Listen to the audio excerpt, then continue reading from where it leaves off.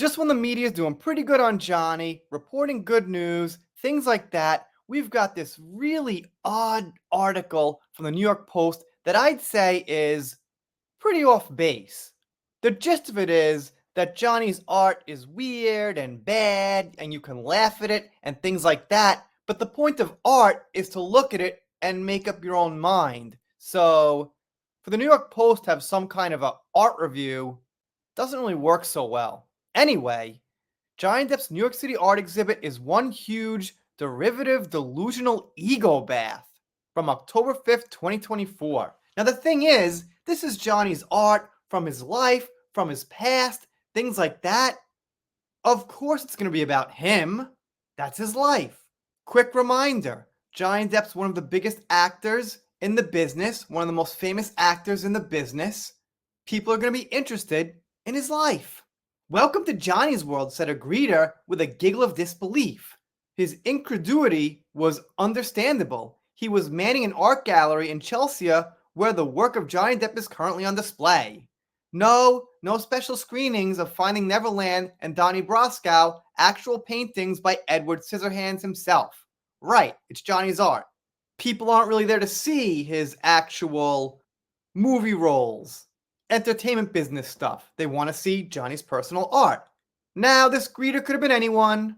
I think probably if this is true and they were working there and giggling at Johnny's work in a bad way, probably they've got a lot of soy in their diet. It's not impossible, but I don't know. I wouldn't imagine too many people working in a museum kind of giggling and like, look at this thing I got to work with. I laughed too. How could you not? The 61-year-old actor's ego bath or exhibition, which opened Friday on West 27th Street, has a comically broad title, A Bunch of Stuff. Whoa. All right, I've thought about this. It's not like the best title ever, but it's not bad. You know, it's kind of like a 5 out of 10 or something. Whatever.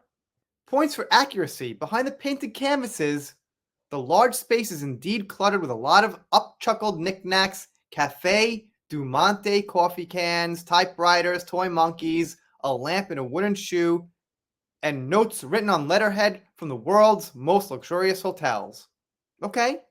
I chuckled at an ashtray that read, "Dinner without wine is like a day without sunshine," as Depp reportedly spends $3,000 a month on wine alone. Now, these days, or back in his rocker days, movie star days? Let's be clear, come on. I doubt Johnny spends that on wine a month now. I could be corrected. I'm not personal friends with Johnny, but that's what I would guess. You get the distinct and awkward sense that the Charlie and the Chocolate Factory star feels he's channeling brilliant minds like Dylan Thomas and J.D. Salinger, whose books were scattered around the room. But most of what's hanging on the walls is plainly derivative from Basquiat to a Mexican City street fair and provokes no response stronger than, yep, some may call it art, some may not, reads a message from Depp on the wall, I call it mine. And you know what? That's plenty for the Hollywood star's rabid fans who made up most of the crowd Friday afternoon. Wow, you mean Johnny Depp's fans were most of the people who saw Johnny Depp's exhibit? That's shocking. What did you expect? People who weren't Johnny Depp's fans? Did you think people who weren't fans were going to be like, you know what? I'm not a fan of Johnny's movies, his music, or anything like that, but I'll check out his art and see if I can become a fan. We would call that probably slightly delusional. A pair of devoted tourists excitedly sprinted to the Captain Jack Sparrow voodoo doll prop from the 2011 movie Pirates of the Caribbean on Stranger Tides, which scored 33% on Rotten Tomatoes. Okay? Honestly, the best one was the Black Pearl, hands down. It doesn't really matter where the doll's from, which movie, whether it's the best one or the worst one. It's Johnny's doll. People want to see it. Get over it. Then this person says he heard people yelling F-U-C-K at 3 p.m. He said people left messages on the wall, and one person wrote, "Need you to hold me." They say that the actors' framed phrases were motivational posters for Potheads. Okay, I'm not sure where that comes from. I guess everyone's free to their opinion. This opinion is not that good, apparently. And they show this one here. Walking out, I asked another attendant if Depp's collection's on sale.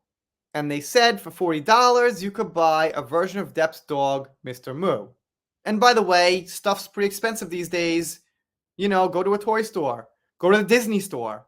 How much do you think the Disney store asks for like stuffed animals of their creepy characters?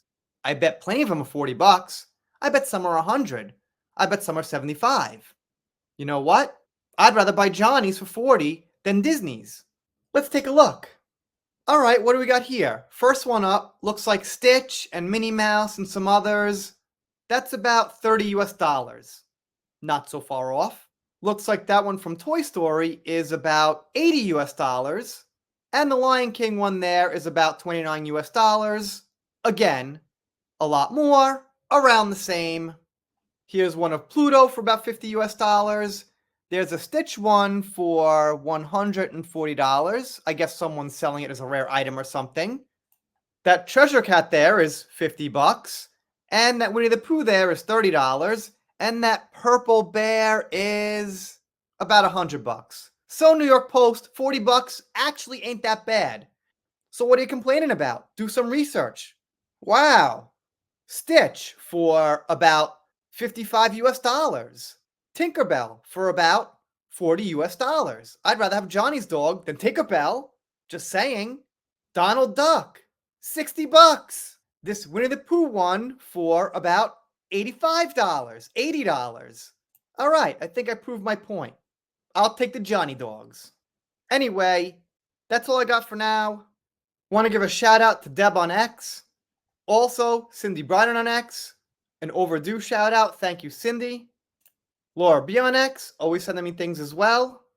And Jam Price on X, always supporting the channel. Alright, really done this time. If you're not subscribed here, consider it. If you don't, I'll be sad, but I'll get over it. See you next time.